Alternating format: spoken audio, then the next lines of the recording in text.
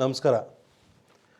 ಇವತ್ತು ನಮ್ಮೆಲ್ಲರ ಲೈಫಲ್ಲಿ ಇನ್ಫಾರ್ಮೇಷನ್ ಅನ್ನೋದು ಎಷ್ಟು ಮೇಜರ್ ರೋಲ್ ಪ್ಲೇ ಮಾಡುತ್ತೆ ಅನ್ನೋದು ನಿಮ್ಮೆಲ್ರಿಗೂ ಸುಮಾರು ಜನಕ್ಕೆ ಗೊತ್ತಿರುತ್ತೆ. ಬಟ್ ಇದ್ರೂ ಇವತ್ತು ಈ ವಿಡಿಯೋ ಮುಖಾಂತರ ಸ್ವಲ್ಪ ಅದ್ರ ಬಗ್ಗೆ ಡಿಸ್ಕಸ್ ಮಾಡೋಣ.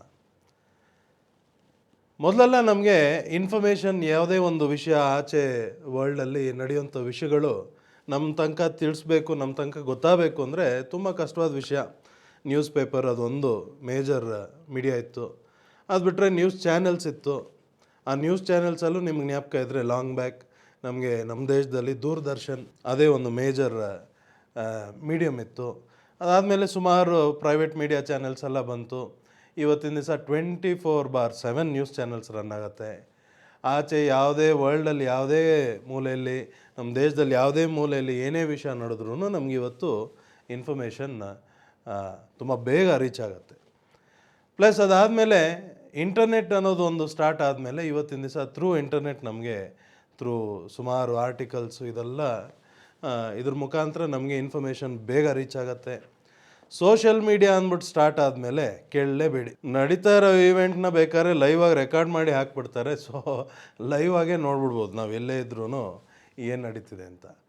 ಅದೇ ನಾವು ಈ ಒಂದು ವಿಡಿಯೋಲ್ಲೇ ನೋಡಿ ನಾನೇನು ಮಾಡ್ತಿದ್ದೀನಿ, ಸುಮಾರು ಈ ಥರದ್ದು ವೀಡಿಯೋಸ್ ನಿಮಗೆ ಮಾಡಿ ನಮ್ಮ ಸೋಷಿಯಲ್ ಮೀಡಿಯಲ್ಲಿ ನಿಮ್ಮ ತನಕ ತಲುಪಿಸ್ತಿದ್ದೀನಿ, ಹೌದಲ್ವಾ? ಇದೇ ಲಾಂಗ್ ಬ್ಯಾಕ್ ನಾವು ಡಿಜಿಟಲ್ ಮೀಡಿಯಾಗೆ ಬರೋಕ್ಕೆ ಮುಂಚೆ ಆ್ಯಸ್ ಎ ಕಂಪ್ನಿ ನಾವು ಈ ಡೈನಮಿಕ್ ಸಿಸ್ಟಮ್ ಬಗ್ಗೆ ನಾವು ಆ್ಯಕ್ಟಿವಿಟೀಸ್ ಮಾಡಿದ್ದೀವಿ. ಅದರಲ್ಲೆಲ್ಲ ಇಷ್ಟು ಲಾರ್ಜರ್ ಆಡಿಯನ್ಸ್ ಆಗಲಿ ಬೇಗ ರೀಚ್ ಮಾಡೋದಾಗಲಿ ಸ್ವಲ್ಪ ಕಷ್ಟ ಇತ್ತು. ಓಕೆ, ಬಟ್ ಇವತ್ತಿನ ದಿವಸ ಈ ವಿಡಿಯೋಸ್ ಮುಖಾಂತರ, ಈ ಸೋಷಿಯಲ್ ಮೀಡಿಯಾ ಮುಖಾಂತರ ಜಾಸ್ತಿ ಜನಕ್ಕೆ ರೀಚ್ ಆಗ್ತಾಯಿದ್ದೀವಿ, ಹೌದಲ್ವಾ? ಸೊ ಇನ್ಫಾರ್ಮೇಷನ್ ಅನ್ನೋದು ಬಂದ್ಬಿಟ್ಟು ನಮ್ಮೆಲ್ರಿಗೂ ಇವತ್ತು ನಮ್ಮ ಲೈಫಲ್ಲಿ ಫಿಂಗರ್ ಟಿಪ್ಸಲ್ಲಿದೆ. ಅದು ಮೊಬೈಲ್ ಬಂದ ಮೇಲಂತೂ ಕೇಳಲೇಬೇಡಿ, ಎಲ್ರಿಗೂ ತುಂಬ ಈಸಿಲಿ ಆ್ಯಕ್ಸೆಸಬಲ್ ಇದೆ, ಅಲ್ವಾ? ಇದು ಒಳ್ಳೆಯದಾ ಕೆಟ್ಟದ್ದಾ ಅಂತ ಯೋಚನೆ ಮಾಡಿದ್ರೆ ಒಂದು ರೀತಿಯಲ್ಲಿ ಒಳ್ಳೆಯದೂ ಇದೆ, ಇನ್ನೊಂದು ರೀತಿಯಲ್ಲಿ ಕೆಟ್ಟದ್ದೂ ಇದೆ. ಇದಕ್ಕೂ ನಾವು ಸ್ಟಾಕ್ ಮಾರ್ಕೆಟ್ ಟ್ರೇಡಿಂಗಿಗೂ ಏನು ಸಂಬಂಧ ಅಂದರೆ, ಸ್ಟಾಕ್ ಮಾರ್ಕೆಟ್ ಟ್ರೇಡಿಂಗಲ್ಲಿ ಆ್ಯಸ್ ಎ ಟ್ರೇಡರ್, ಏನಕ್ಕಂದರೆ ಸುಮಾರು ಜನ ನೀವು ಹೊಸಬರು ಸ್ಟಾಕ್ ಮಾರ್ಕೆಟಲ್ಲಿ ಬರಬೇಕು ಅಂತ ಪ್ಲ್ಯಾನಲ್ಲಿರ್ತೀರ. ಸುಮಾರು ಜನ ಹೊಸಬರು ರೀಸೆಂಟಾಗಿ ಸ್ಟಾಕ್ ಮಾರ್ಕೆಟ್ಗೆ ಎಂಟ್ರ್ ಆಗಿರ್ತೀರ. ಸುಮಾರು ಜನ ಆಲ್ರೆಡಿ ಒಂದು 2-3 ವರ್ಷ ಅಥವಾ 5 ವರ್ಷ ಆಗಿರ್ಬೋದು ಸ್ಟಾಕ್ ಮಾರ್ಕೆಟಿಗೆ ಬಂದು. ಸ್ವಲ್ಪ ಜನ ಇಯರ್ಸ್ ಟುಗೆದರಿಂದ ಈ ಬಿಸ್ನೆಸ್ಸಲ್ಲಿದ್ದಾರೆ, ಅಲ್ವಾ? ನಾನು ಇವತ್ತು ಈ ವಿಡಿಯೋಲ್ಲಿ ಮಾತಾಡ್ತಿರೋವಾಗ ನನ್ನ ವಾಯ್ಸ್ ಸ್ವಲ್ಪ ಹೆಚ್ಚು ಕಡಿಮೆ ಇದೆ, ದಯವಿಟ್ಟು ಎಲ್ಲರೂ ಅಡ್ಜಸ್ಟ್ ಮಾಡ್ಕೊಳ್ಳಿ. ಓಕೆ, ಸೊ ಈ ಇನ್ಫಾರ್ಮೇಷನಿಂದ ನಮ್ಗೆ ಯಾವ ಥರ ಎಫೆಕ್ಟ್ ಆಗುತ್ತೆ ನಮ್ಮ ಟ್ರೇಡಿಂಗಲ್ಲಿ ಅನ್ನೋದಕ್ಕೆ ಇವತ್ತು ಈ ವಿಡಿಯೋಲ್ಲಿ ನಿಫ್ಟಿ ಅನ್ನೋ ಒಂದು ಇಂಡೆಕ್ಸ್, ಅದರಲ್ಲಾಗಿರೋಂಥ ಒಂದು ಪ್ರೈಸ್ ಮೂಮೆಂಟ್, ಆ ಪ್ರೈಸ್ ಮೂಮೆಂಟ್ ಬಗ್ಗೆ ನಾನು ಎಕ್ಸ್ಪ್ಲೈನ್ ಮಾಡ್ತೀನಿ. ಆ ಎಕ್ಸ್ಪ್ಲೈನ್ ಮಾಡೋವಾಗ ಇನ್ಫಾರ್ಮೇಷನ್ ಅನ್ನೋದು ಆ್ಯಸ್ ಎ ಟ್ರೇಡರ್ಗೆ ಏನು ಕ್ಲಾರಿಟಿ ಕೊಡ್ತಿದೆಯಾ ಅಥವಾ ಕನ್ಫ್ಯೂಷನ್ ಮಾಡ್ತಿದೆಯಾ ಅಥವಾ ಮಿಸ್ಲೀಡ್ ಮಾಡ್ತಿದೆಯಾ, ಪ್ರಾಫಿಟ್ ಮಾಡೋಕ್ಕೆ ಗೈಡ್ ಮಾಡ್ತಿದೆಯಾ, ಈ ಆ್ಯಂಗಲ್ನ ನಾವು ಇವತ್ತು ಅರ್ಥ ಮಾಡ್ಕೊಳ್ಳೋಣ. So Nifty price movement recently ನೀವೇನಾದ್ರು ಅಬ್ಸರ್ವ್ ಮಾಡಿದರೆ ಸುಮಾರು ಥರದ್ದು ಮೂಮೆಂಟ್ಸ್, ಅಂದರೆ ಅಪ್ ಮೂಮೆಂಟ್, ಡೌನ್ ಮೂಮೆಂಟ್, ಎಲ್ಲ ಥರದ್ದು ಮೂಮೆಂಟ್ ಆಗಿದೆ, ಅಲ್ವಾ? ಬಟ್ ಸೆಪ್ಟೆಂಬರ್ ಎಂಡ್ 2024ಇಂದ ನೀವು ಕನ್ಸಿಡರ್ ಮಾಡಿದ್ರೆ ಕಂಟಿನ್ಯೂಸ್ ಒಂದು ಡೌನ್ ಮೂಮೆಂಟೇ ಆಗಿರೋದು. ಆಲ್ಮೋಸ್ಟ್ ಎಲ್ಲಿಂದ 24,600 ರೇಂಜಿಂದ 26,400 ರೇಂಜಿಂದ ಹಿಡಿದು 22,700 ರೇಂಜ್ ತನಕ ಬಂದಿದೆ. ಅಂದರೆ ಎಷ್ಟು ಪಾಯಿಂಟ್ ಮೂಮೆಂಟ್ ಆಯಿತು? ಹತ್ರ ಕ್ಲೋಸ್ ಟು ಒಂದು 4,000 ಪಾಯಿಂಟ್ಸ್ ಮೂಮೆಂಟ್ ಆಯಿತಾ, ಹೌದಾ ಇಲ್ವಾ? ನಿಯರ್ಲಿ 18-20% ಡೌನ್ ಮೂಮೆಂಟ್ ಆಗಿದೆಯಾ, ಅಲ್ವಾ? ಬಟ್ ಈ ಡೌನ್ ಮೂಮೆಂಟ್ ಆದಮೇಲೆ ರೀಸೆಂಟ್ಲಿ ಆಗಿರೋಂಥ ಮೂಮೆಂಟನ್ನು ನೋಡಿ.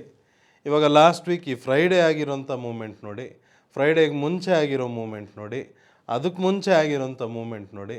ಮಾರ್ಕೆಟ್ ಕಂಟಿನ್ಯೂಸ್ ಡೌನ್ ಬಂತು, ಅಲ್ಲಿಂದ ಶಾರ್ಪ್ ಒಂದು ಅಪ್ ಮೂಮೆಂಟ್ ಕೊಡ್ತು, ಅಲ್ಲಿಂದ ವಾಪಸ್ ಡೌನ್ ಬಂದ್ಬಿಡ್ತು. ಇದು ಶಾರ್ಪ್ ಡೌನ್ ಮೂಮೆಂಟ್ ಆಗಿರೋದು ಫ್ರೈಡೇ ಅಂದರೆ ನಾನು ಹೇಳ್ತಾ ಇರೋದು 14th February 2025.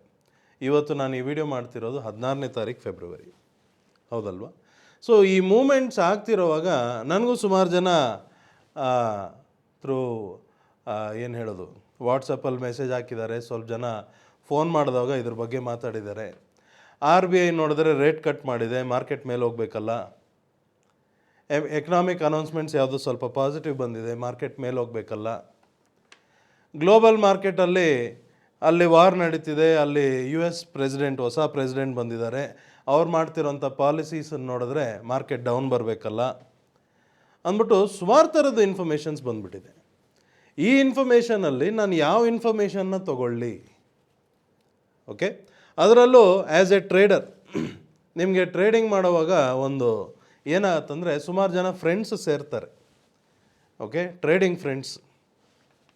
ಇದರಿಂದ ಏನಪ್ಪ ಬೆನಿಫಿಟ್ ಅಂದರೆ ಒಬ್ರೊಬ್ಬರು ಒಂದೊಂದು ಕ್ಲಾರಿಟಿ ಇರುತ್ತೆ. ಅವ್ರಿಗೆ ಗೊತ್ತಿರೋ ಮಾರ್ಕೆಟ್ ಕ್ಲಾರಿಟಿ ನಿಮಗೆ ಕೊಡ್ತಾರೆ. ನಿಮಗೇನು ಗೊತ್ತಿಲ್ಲ ಅಂದರೆ ಅವ್ರಿಗಿರೋ ಕ್ಲಾರಿಟಿ ಮುಖಾಂತರ ನೀವು ಸ್ವಲ್ಪ ಮಾರ್ಕೆಟ್ ಬಗ್ಗೆ ಅರ್ಥ ಮಾಡ್ಕೋಬೋದು. ಓಕೆ, ಸೊ ಈ ಲೆಕ್ಕದಲ್ಲೇ ಟ್ರೇಡರ್ಸ್ ಏನು ಮಾಡ್ತಾರೆ, ಫ್ರೆಂಡ್ಸ್ ಮಾಡ್ಕೊತಾರೆ. ಇವ್ರಿಗೆ ಚೆನ್ನಾಗಿ ಗೊತ್ತಿದೆ, ಇವ್ರ ಹತ್ರ ಸ್ವಲ್ಪ ಚೆನ್ನಾಗಿ ನಾವು ಡಿಸ್ಕಸ್ ಮಾಡೋಣ, ಕ್ಲೋಸ್ ಆಗೋಣ. ಓಕೆ, ನಿಮ್ಮ ಆಫೀಸಲ್ಲಿ ನೀವು ವರ್ಕ್ ಮಾಡ್ತಿರೋವಾಗ ನಿಮ್ಮ ಆಫೀಸಲ್ಲೇ ಸುಮಾರು ಜನ ಕೊಲೀಗ್ಸ್ ಟ್ರೇಡ್ ಮಾಡ್ತಿರ್ಬೋದು. ನೀವು ಇವತ್ತು ಸ್ಟಾರ್ಟ್ ಮಾಡಿದರೆ ಅವರು ಸಮ್ ಇಯರ್ಸಿಂದ ಮಾಡ್ತಿರ್ಬೋದು. ಅವ್ರ ಎಕ್ಸ್ಪೀರಿಯೆನ್ಸ್ ಬಂದು ನಿಮ್ಮ ಹತ್ರ ಶೇರ್ ಮಾಡ್ತಾರೆ. ಇದೆಲ್ಲ ಒಂದು ರೀತಿಲಿ ಒಳ್ಳೆಯದೇ ಅಲ್ವಾ? ನಮಗೆ ಕರೆಕ್ಟ್ ಗೈಡೆನ್ಸ್ ಸಿಗಬೇಕು, ನಮಗೆ ಗೈಡೆನ್ಸ್ ಬೇಕು ಮಾರ್ಕೆಟಲ್ಲಿ. ಗೈಡೆನ್ಸ್ ಇಲ್ಲ ಅಂದರೆ ನಾವು ನಮಗೆ ಗೊತ್ತಾಗೋದಿಲ್ಲ ಇದರಲ್ಲಿ ಹೇಗೆ ಮಾಡೋದು ಅನ್ನೋದು ಎಲ್ಲ ಟ್ರೇಡರ್ಸ್ಗೂ ಮೈಂಡಲ್ಲಿರುತ್ತೆ. ಗೈಡೆನ್ಸ್ ಹುಡ್ಕೋ ಲೆಕ್ಕದಲ್ಲಿ ಈ ಥರ ಗೈಡೆನ್ಸಲ್ಲೇ ಎಲ್ಲರೂ ಹೋಗ್ತಾರೆ. ಹೋಗೋವಾಗ ಏನಾಗ್ತಿರುತ್ತೆ, ಒಬ್ರೊಬ್ಬರು ಒಂದೊಂದು ಇನ್ಫಾರ್ಮೇಷನ್ ಕೊಡ್ತಿರ್ತಾರೆ. ಒಬ್ಬರು ಮಾರ್ಕೆಟ್ ಪಾಸಿಟಿವ್ ಅಂದರೆ ಇನ್ನೊಬ್ಬರು ಮಾರ್ಕೆಟ್ ನೆಗೆಟಿವ್ ಅಂತಾರೆ. ಓಕೆ, ಮಾರ್ಕೆಟ್ ಇವತ್ತು ಮೇಲೆ ಹೋಗ್ಬೋದು ಅಂದರೆ ಇವತ್ತು ಡೌನ್ ಬರ್ಬೋದು ಅಂತ ಇನ್ನೊಬ್ರು ಹೇಳ್ತಾರೆ. ಸೊ ಈ ಥರ ಎಲ್ಲ ನಡೀತಿರೋವಾಗ ಆ್ಯಸ್ ಎ ಟ್ರೇಡರ್ ನಾನು ಒಂದು ಹೊಸಬ ಸ್ಟಾಕ್ ಮಾರ್ಕೆಟ್ಗೆ ಅಂತ ಇಟ್ಕೊಳ್ಳಿ. ನನ್ನ ಮೈಂಡಲ್ಲಿ ಏನು ನಡೀತಿರ್ಬೋದು. ಓಕೆ, ನಾನು ಇಷ್ಟು ಬರೋ ಇನ್ಫಾರ್ಮೇಷನ್ ಎಲ್ಲ ಇಟ್ಕೊಂಡು ಅನಲೈಸ್ ಮಾಡಿ ಆ ಇನ್ಫಾರ್ಮೇಷನ್ ಪ್ರಕಾರ ನಾನು ಟ್ರೇಡ್ ಮಾಡೋದಾ, ಅಥವಾ ಬಂದಿರೋ ಇನ್ಫಾರ್ಮೇಷನಲ್ಲಿ ಯಾಕೋ ಈ ಇನ್ಫಾರ್ಮೇಷನ್ ಕರೆಕ್ಟ್ ಇರೋಂಗಿದ್ರೆ let us do a trade, ಒಂದು ಸತಿ ಮಾಡಿಬಿಡೋಣ, ಮಾಡಿ ನೋಡೋಣ, ಈ ಅಪ್ರೋಚಲ್ಲಿ ಸ್ಟಾಕ್ ಮಾರ್ಕೆಟಲ್ಲಿ ಟ್ರೇಡ್ ಮಾಡಬೇಕಾ? ಅಥವಾ ಬಂದಿರೋರು ಎಷ್ಟು ಜನ ಸ್ಟಾಕ್ ಮಾರ್ಕೆಟಲ್ಲಿ ನಾನು ತಂದಿರೋ ಕ್ಯಾಪಿಟಲ್ ತುಂಬ ಹಾರ್ಡ್ ಆ್ಯಂಡ್ ಮನಿ, ಈ ಮನಿನ ನಾನು ಕ್ಯಾಶುವಲ್ ಆಗಿ ತೊಗೊಳಕ್ಕಾಗೋದಿಲ್ಲ, ಇದರಿಂದ ನಾನು ಪ್ರಾಫಿಟ್ ಮಾಡಿ ನಾನು ಲೈಫಲ್ಲಿ ಒಂದು ಸೆಕೆಂಡ್ ಸೋರ್ಸ್ ಆಫ್ ಇನ್ಕಮ್ ಆಗಲಿ, ನನ್ನ ಲೈಫಲ್ಲಿ ಒಂದು ಮೇಯ್ನ್ ಸೋರ್ಸ್ ಆಫ್ ಇನ್ಕಮ್ ಆಗಲಿ, ಈ ಥರ ಮಾಡ್ಕೋಬೇಕು ಅಂತ ಒಂದು ಆಸೆ ಇಟ್ಕೊಂಡು ಬಂದಿದ್ದೀನಿ. ಬಟ್ ಅಂದಾಜಾಗಿ ಬರೋಂಥ ಇನ್ಫಾರ್ಮೇಷನ್ ಇಟ್ಕೊಂಡು ನಾನು ಅಂದಾಜಾಗಿ ಒಂದು ಟ್ರೇಡ್ ಮಾಡಿದ್ರೆ ಒಳ್ಳೆಯದಾ, ಕರೆಕ್ಟ್ ಮಾಡ್ತಿದ್ದೀನಾ, ತಪ್ಪು ಮಾಡ್ತಿದ್ದೀನಾ? ಈ ಆ್ಯಂಗಲಲ್ಲಿ ಸುಮಾರು ಜನ ಯೋಚನೆ ಮಾಡಿರಲ್ಲ. ಇನ್ಫಾರ್ಮೇಷನ್ ಬಂದಿದೆ, ಮಾರ್ಕೆಟ್ ಮೇಲೆ ಹೋಗೋ ಥರ ಇದೆ ಇವಾಗ ಅಂತ ಯಾರೋ ಹೇಳ್ತಾರೆ, ಇವತ್ತು ಹೋಗುತ್ತೆ ಮಾರ್ಕೆಟ್ ಮೇಲೆ ಅಂದಮೇಲೆ ಅದು ಮೇಲೆ ಹೋಗ್ತಾ ಇರೋವಾಗ ಅವ್ರು ಹೇಳಿದ್ದೇ ಕರೆಕ್ಟ್ ಅಂದ್ಬಿಟ್ಟು ನೀವು ಏನೋ ಮಾಡ್ತೀರ ಟ್ರೇಡ್, ಹೌದಲ್ವಾ? ಸೊ ಈ ಥರ ಸುಮಾರು ಜನ ಸ್ಟಾಕ್ ಮಾರ್ಕೆಟಲ್ಲಿ ಟ್ರೇಡ್ ಮಾಡೋದು ಹೀಗೆ, ಕರೆಕ್ಟ್ ಅಲ್ವಾ? ಬಟ್ ಇಲ್ಲಿ ನಾನೇನು ಹೇಳೋಕ್ಕೆ ಇಷ್ಟಪಡ್ತೀನಿ ಅಂದರೆ, ಯಾವತ್ತು ತನಕ ನಿಮಗೆ ಕಂಪ್ಲೀಟ್ ಕ್ಲಾರಿಟಿ ಇರೋದಿಲ್ವೋ, ಮಾರ್ಕೆಟ್ ಮೂವ್ಮೆಂಟ್ನ ನೀವು ಯಾವಾಗ ಕಂಪ್ಲೀಟಾಗಿ ಅರ್ಥ ಮಾಡ್ಕೊಳ್ಳೋದಿಲ್ವೋ, ಅಲ್ಲಿ ತನಕ ಈ ಇನ್ಫಾರ್ಮೇಷನ್ ಎಷ್ಟು ಜಾಸ್ತಿ ಇನ್ಫಾರ್ಮೇಷನ್ ಬರುತ್ತೋ ಅಷ್ಟು ನಿಮಗೆ ಕನ್ಫ್ಯೂಷನ್ ಜಾಸ್ತಿ ಆಗುತ್ತೆ. ಎಷ್ಟು ಜಾಸ್ತಿ ಕನ್ಫ್ಯೂಷನ್ ಆಗುತ್ತೋ, ಜಾಸ್ತಿ ಕನ್ಫ್ಯೂಷನ್ ಆಗೋದು ಬಿಟ್ಬಿಡಿ, ಸ್ವಲ್ಪ ಕನ್ಫ್ಯೂಷನ್ ಇದ್ರೇ ಡ್ಯಾಮೇಜ್ ಇಲ್ಲಿ ಸ್ಟಾಕ್ ಮಾರ್ಕೆಟ್ ಟ್ರೇಡಿಂಗಲ್ಲಿ. ಅದರಲ್ಲಿ ಕನ್ಫ್ಯೂಷನ್ ಜಾಸ್ತಿ ಆಗಿಬಿಡ್ತು ಅಂದರೆ ಕೇಳಲೇಬೇಡಿ, ನಿಮಗೆ ಅರ್ಥ ಆಗಿರುತ್ತೆ ಇಷ್ಟೊತ್ತಿಗೆ, ಹೌದಲ್ವಾ? ಸೊ ರೀಸೆಂಟಾಗಿ ನಡೆದಿರೋ ಮಾರ್ಕೆಟ್ ಮೂವ್ಮೆಂಟ್, ನಿಫ್ಟಿಯಲ್ಲಿ ಪ್ರೈಸ್ ಮೊನ್ನೆ ಫ್ರೈಡೇ ಶಾರ್ಪಾಗಿ ಡೌನ್ ಮೂವ್ಮೆಂಟ್ ಬಂದಿದೆ. ಈ ಡೌನ್ ಮೂವ್ಮೆಂಟ್ ಬರೋವಾಗ ಯಾರೋ ಒಬ್ಬರು ಹೀಗೆ ಫೋನ್ ಮಾಡಿ, ಯಾಕೋ ಸರ್ ಮಾರ್ಕೆಟ್ ಇನ್ನೂ ಇಷ್ಟು ಡೌನ್ ಹೋಗ್ಬಿಡೋ ಥರ ಇದೆ, ಹೌದಾ ಹಂಗೆಲ್ಲ ಕೇಳಿದ್ರು. ಹೌದಾ ಅಂತ ಕೇಳ್ತಾನೆ ನನಗೇನಾಗತ್ತಂದರೆ, ಇವಾಗ ಅವ್ರ ತಲೆಯಲ್ಲಿ ಇದ್ದಿದ್ದು ಐಡಿಯಾ ಅಂತಂದು ನನ್ನ ತಲೆಗೆ ತುಂಬಿಸ್ಬಿಡ್ತಾರೆ, ಹೌದಲ್ವಾ? ಆವಾಗ ಏನಾಗುತ್ತೆ, ನನಗೂ ಕನ್ಫ್ಯೂಷನ್ ಆಗೋ ನಾನು ಮನುಷ್ಯನೇ ತಾನೆ, ಹೌದಲ್ವಾ? ನಾನು ಯಾವುದೇ ಥರದ್ದು ದೊಡ್ಡ ಎಕ್ಸ್ಪರ್ಟ್ ಅಲ್ಲ, ನಿಜಾನಾ? ಸೊ ಆ ಥರ ಇರೋವಾಗ ನಮ್ಮ ಡೈನಮಿಕ್ ಫ್ಯಾಮಿಲಿ ಮೆಂಬರ್ಸ್ಗೆ ನಾವು ಡೈನಮಿಕ್ ಸೂಪರ್ ಪವರ್ ಟ್ರೇಡಿಂಗ್ ವರ್ಕ್ಶಾಪಲ್ಲಿ ಏನಪ್ಪ ತಿಳಿಸ್ತೀವಿ ಅಂದರೆ, ಈ ಕನ್ಫ್ಯೂಷನ್ ಎಲ್ಲ ಕಟ್ ಮಾಡಬೇಕು ಅಂದರೆ ಅಂಥವರೆಲ್ಲ ಸ್ವಲ್ಪ ದೂರ ಇಟ್ಕೊಳ್ಳಿ. ಎಸ್ಪೆಷಲಿ ಟ್ರೇಡಿಂಗ್ ಮಾಡೋವಾಗ ಈ ಥರ ಡಿಸ್ಕಷನ್ ಯಾರ ಹತ್ರನೂ ಮಾಡಬೇಡಿ. ಫಸ್ಟ್ ಆಫ್ ಆಲ್ ಯಾರ ಹತ್ರ ಅಂಥವ್ರನ್ನ ಹತ್ರನೇ ಸೇರಿಸ್ಬೇಡಿ ಅಂದ್ಬಿಟ್ಟು ಡೈರೆಕ್ಟಾಗಿ ಹೇಳ್ಬಿಡ್ತೀವಿ. ಓಕೆ, ಯಾರಾದ್ರು ನೋಡೋರು ಬೇಜಾರು ಮಾಡ್ಕೋಬೇಡಿ, ಇರೋ ನಿಜ ಹೇಳ್ತೀನಿ. ಯಾಕಂದರೆ ನೀವು ನೋಡ್ತಿರೋರಿಗೆ ನಿಮಗೊಂದು ಒಳ್ಳೆ ದಾರಿಗೆ ತೋರಿಸ್ಬೇಕು ಅಂದ್ಬಿಟ್ಟೆ ನಾನು ಈ ಮಾತು ಹೇಳ್ತಿರೋದು. ಓಕೆ, ಸೊ ಈ ಥರ ನಡೀತಿರೋವಾಗ ನಮ್ಮ ಡೈನಮಿಕ್ ಮೆಂಬರ್ಸ್ ಯಾವ ಥರ ಟ್ರೇಡ್ ಮಾಡ್ತಾರೆ ಅಂತ ನೋಡಿದ್ರೆ, ನಾವೇನು ಮಾಡ್ತೀವಿ, ನಾವು ಡೈನಮಿಕ್ ಸಿಸ್ಟಮ್, ಡೈನಮಿಕ್ ಲೈವ್ ಅಂತ 2 ಟೂಲ್ ಇಟ್ಕೊಂಡಿದ್ದೀವಿ. ಈ ಟೂಲಲ್ಲಿ ನಾನು ತುಂಬ ಕ್ಲಿಯರ್ ಕಟ್ಟಾಗಿ ಹೇಳಿದ್ದೀನಿ ಸುಮಾರು ಸತಿ. ಇದರಲ್ಲಿ ಕೂತ್ಕೊಂಡು ನಾವು ಅನಲೈಸ್ ಮಾಡೋವಂಥದ್ದು ಏನೂ ಇಲ್ಲ. ಅನಾಲಿಸಿಸ್ ಎಲ್ಲ ನಾವು ಮಾಡಲ್ಲ. ಇಂಡಿಕೇಟರ್ಗಳು ಹಾಕ್ಕೊಂಡು ಲೈನ್ಗಳು ಹೇಳ್ಕೊಂಡು ಇದೆಲ್ಲ ನಾವು ಮಾಡೋದಿಲ್ಲ. ಸಪೋರ್ಟು ರೆಸಿಸ್ಟೆನ್ಸ್ ಇದೆಲ್ಲ ನೋಡಿಕೊಂಡು ನಾವು ಅದೆಲ್ಲ ಮಾಡೋದಿಲ್ಲ. ಈ ಡೈನಮಿಕ್ ಸಿಸ್ಟಮ್, ಡೈನಮಿಕ್ ಲೈವ್ ಎರಡೂ ಸಾಫ್ಟ್ವೇರು ಆಟೋಮೆಟಿಕ್ಕಾಗಿ ನಮ್ಗೆ ಇನ್ಫಾರ್ಮೇಷನ್ಸ್ ಕೊಡುತ್ತೆ. ಬರೋಂಥ ಇನ್ಫಾರ್ಮೇಷನ್ ಇಟ್ಕೊಂಡು ನಾವು ಯಾವ ಥರ ಟ್ರೇಡ್ ಮಾಡಬೇಕು ಅಂತ dynamic super power trading workshop 2 days ವರ್ಕ್ಶಾಪಲ್ಲಿ ಕಂಪ್ಲೀಟ್ ಡೀಟೇಲ್ಡ್ ಕ್ಲಾರಿಟಿಯಾಗಿ ನಿಮ್ಗೆ ಅಲ್ಲಿ ಎಕ್ಸ್ಪ್ಲನೇಷನ್ ಆಗಿರುತ್ತೆ. ಅದನ್ನು ನೀವು ಅರ್ಥ ಮಾಡಿಕೊಂಡು ಆ ಅರ್ಥ ಆಗಿರೋ ಪ್ರಕಾರ ನೀವು ಟ್ರೇಡ್ ಮಾಡ್ಕೊಂಡು ಹೋಗ್ಬೇಕು. ಆ ಸಿಸ್ಟಮ್ ಏನು ಹೇಳುತ್ತೋ ಅದನ್ನು ಫಾಲೋ ಮಾಡ್ಕೊಂಡು ಹೋಗ್ಬೇಕು. ಇಷ್ಟೇ ಕೆಲಸ. ಅದರಲ್ಲಿ ರೀಸೆಂಟಾಗಿ ನಿಫ್ಟಿ ಪ್ರೈಸ್ ಡೌನ್ ಬರ್ತಿರೋವಾಗ ನಮ್ಮ ಡೈನಮಿಕ್ ಮೆಂಬರ್ಸ್ಗೆ ಆಲ್ರೆಡಿ ಗೊತ್ತು. ಇದು ಡೌನ್ ಬರ್ತಿರೋವಾಗ ಡೌನ್ ಬಂದು ಇಲ್ಲ ಈ ಒಂದು ಪಾಯಿಂಟ್ ಇದೆ, ಈ ಪಾಯಿಂಟಿಂದ ಟರ್ನ್ ಆಗೋ ಚಾನ್ಸಸ್ ಇದೆ ಅಂದ್ಬಿಟ್ಟು ಹಿಂದಿನ ದಿವಸನೇ ನೋಡಿ ಕೂತಿರ್ತೀವಿ, ಎಸ್ಪೆಷಲಿ ಡೈನಮಿಕ್ ಸಿಸ್ಟಮ್ ಫಾಲೋ ಮಾಡೋರು.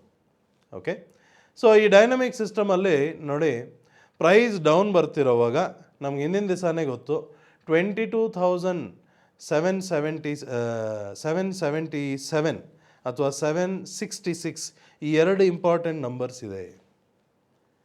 ಪ್ರೈಸ್ ಆ ನಂಬರ್ ತನಕ ಬಂದು ಅಲ್ಲಿಂದ ಟರ್ನ್ ಆಗೋ ಚಾನ್ಸಸ್ ಇದೆ ಅನ್ನೋದನ್ನು ನಾವು ಹಿಂದಿನ ದಿವಸನೇ ನೋಡಿಟ್ಕೊಂಡಿರ್ತೀವಿ. ಹಿಂದಿನ ದಿವಸ ಅಂದರೆ ಯಾವಾಗ?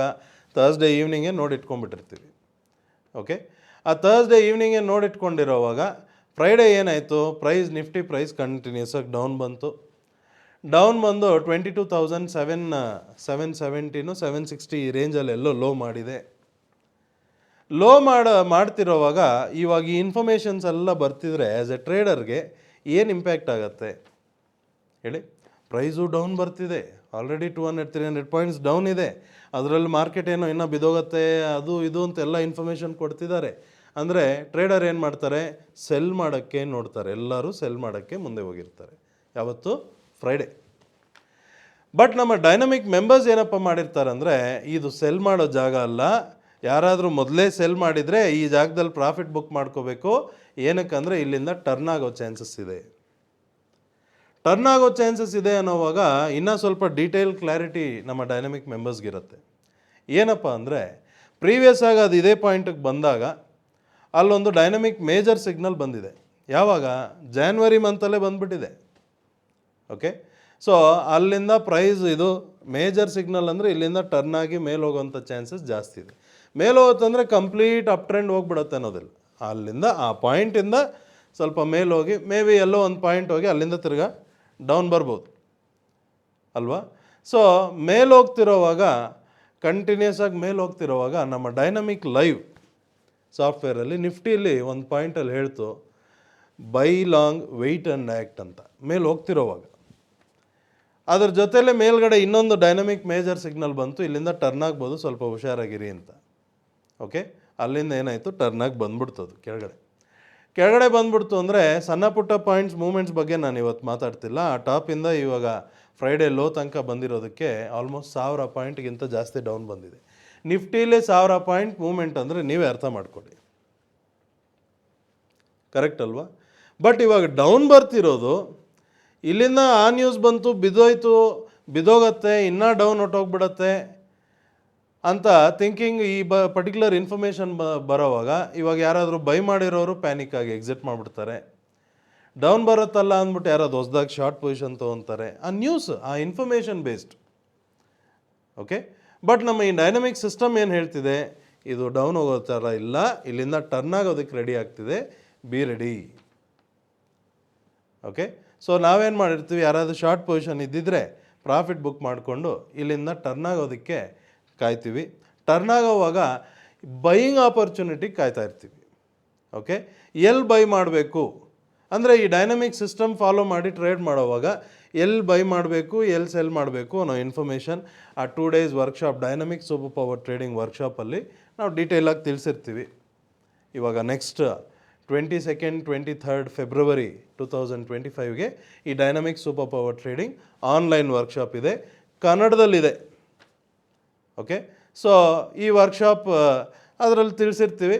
ಸೊ ಆ ಇನ್ಫಾರ್ಮೇಷನ್ ಪ್ರಕಾರ ಇಲ್ಲಿ ಬೈಯಿಂಗ್ ಆಪರ್ಚುನಿಟಿ ಕಾಯ್ತಾ ಇರ್ತಾರೆ ನಮ್ಮ ಡೈನಮಿಕ್ ಮೆಂಬರ್ಸ್.